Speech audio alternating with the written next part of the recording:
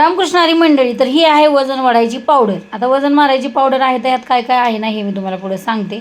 आता संध्याकाळी ना 2 चमचे ही पावडर भिजायला घालायची आणि भिजायला घालून सकाळी परत मिक्सरमध्ये फिरवून दुधामध्ये फिरवून दुधातच रात्री भिजायला घालायची आणि सकाळी परत मिक्सरमध्ये फिरवून आपल्या मुलाला प्यायला द्यायची. आपण नाही प्यायची कारण आपलं वजन वाढलेलं आहे.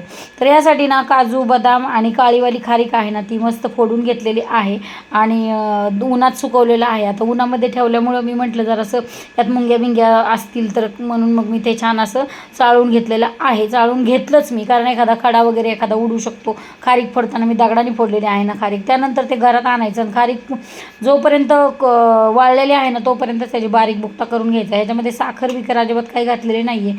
सुकलेलं खोबरं जे खिसलं आणि काळी खारीक काजू बदाम आणि इलायची घातलेली आहे. यामध्ये तुम्ही अजून पिस्ता वगैरे बरंच काय काय घालू शकता, पण माझ्या मुलाला ते आवडत नाही म्हणून मी घातलेलं नाही आहे. आणि वजन 100% वाढेल ही मी गॅरंटी देते.